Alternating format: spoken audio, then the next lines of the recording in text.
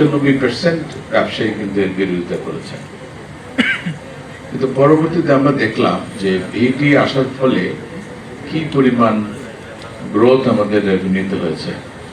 আমি যখন ট্যাক্সেশন পড়তাম, ফাইন্যান্স পড়তাম ছাত্র জীবনে, আমি আশা করি নাই, কারণ তখন পর্যন্ত আমাদের বাজেট প্রিপেয়ার হতো ডেভেলপমেন্ট পার্টনারদের সহায়তায়।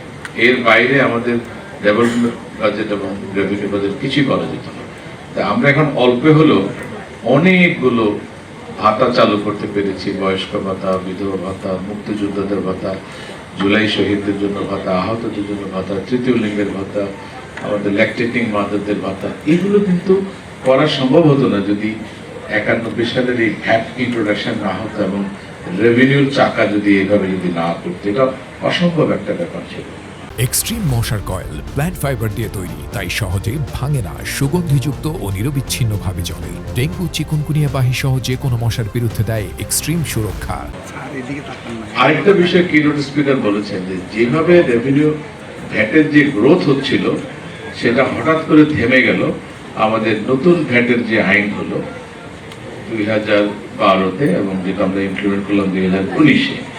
তখন গিয়ে ভ্যাটের গ্রোথের একটা বড় ধাক্কা লাগলো। কিন্তু আসলে তো ধাক্কা লাগার কথা ছিল না, হওয়ার কথা ছিল উল্টো।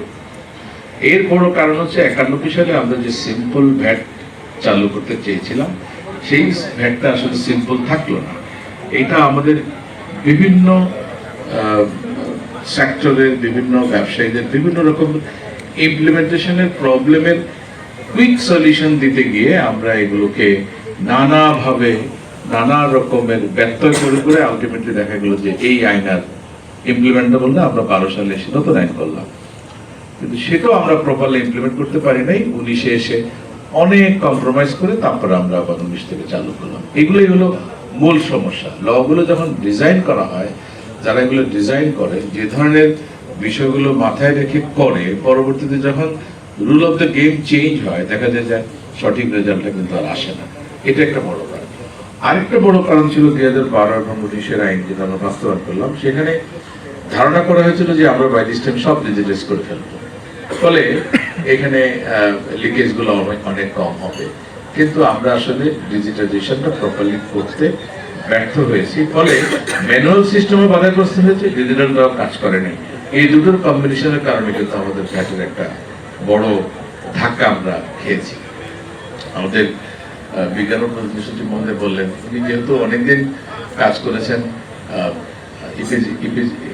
ইপিবির ভাইস চেয়ারম্যান হিসেবে, মানে ব্যবসায়ীদের সাথে, একইভাবে উনি বিজিএমইর প্রশাসক হিসেবে দায়িত্ব পালন করেছেন। ব্যবসায়ীদের সমস্যাগুলো উনি খুব কাছ থেকে দেখেছেন। সেই জন্য উনি বলছেন যে 15% বিইটি রেটটা হয়তো বেশি, এটা কমালে বোধহয় সুবিধা হয়।